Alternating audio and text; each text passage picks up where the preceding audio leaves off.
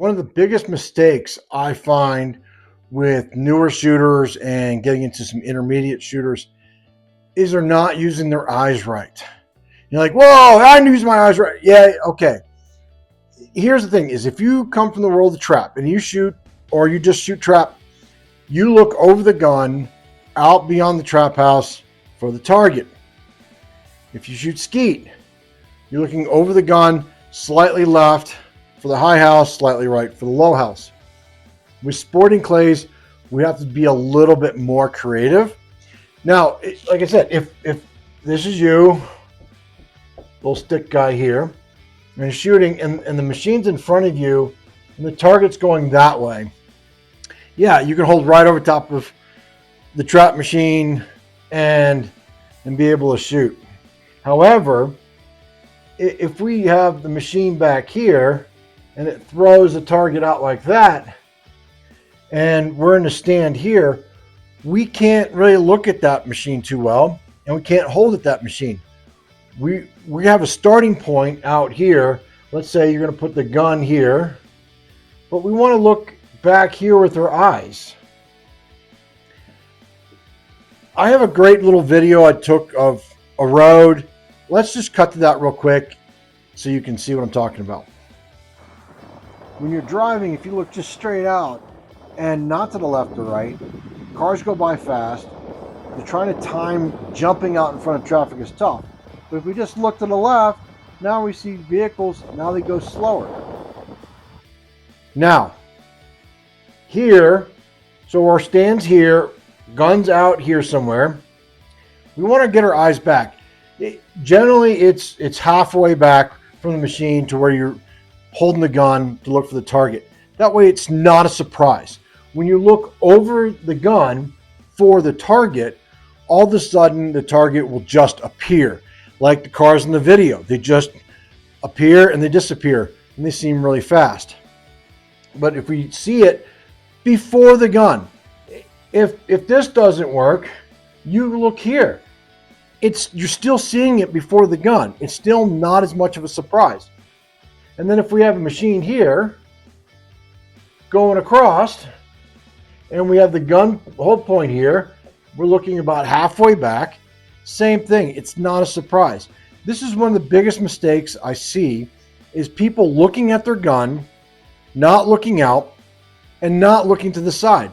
So if you get your eyes out a little bit and off to the side a little bit, you can still see the gun. I'm not saying look here, hold the gun there, and not be able to see your gun. If you see here in a nice big area, you'll catch the peripheral. Plus, some targets, yes, you can look at the machine and watch it come off the arm, depending upon the speed and the background and the color of the target. Other times, you're going to want to look beyond the machine. Draw a line. If we're looking at a target,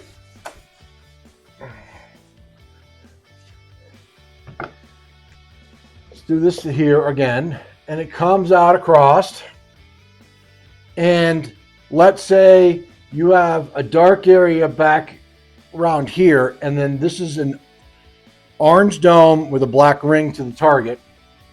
If you look here, especially as we get older, you're not going to be able to see the target come off the arm. You won't see it until it gets out here. So if you're looking here, it's beating your eyes. Now, if you're holding the gun back here, not only did it beat your eyes, now you're way behind with the gun. Now you're swinging and the target feels super fast. You swing through it and it's hard. If we move our eyes out to where we can see it. So we have this line on the target. Let's go back. Let's erase this. Target comes across. And you first see the bird right around here. If you look at a second bird, if you look in this general area, you might be able to pick it up sooner.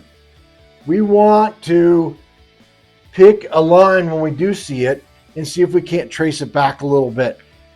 It gives us an area to look. And then I like to pick a tree, which I can't draw. Here's my ugly looking tree coming down. Here's the roots for it. Some other branches on it. So I'll pick a tree. It's coming right underneath these branches right here. Okay, great. I will look in this area in case the target comes out a little higher, a little lower. These are messed up, or the machine messed up, and now the target's going a little bit higher. It gives me an area. But however, we're going to have to learn to wait. We're going to say pull. It's going to take time from here to here. We got to learn to relax. If we're so anxious to want to go, we'll hear the machine go, or you'll see some movement of the machine and you'll start swinging. We got to wait. We got to wait to see it here. And if this is where I see it, I want my gun hold where I'm starting my gun, somewhere around in here. Now, I put a rectangle there because what works for me may not work for you. And what works for you may not work for me. You got to play with that. And I see it so many times where people, they try to do the same thing on every single target. Hold it machine, look over gun. Hold it machine, look over gun. It doesn't always work. Sometimes we need to look beyond the machine. We need to hold beyond. We need to have patience and wait for the target to get to us. For lessons in Colorado, contact me through my website, deanblanchard.com. That's deanblanchard.com. Have a great day.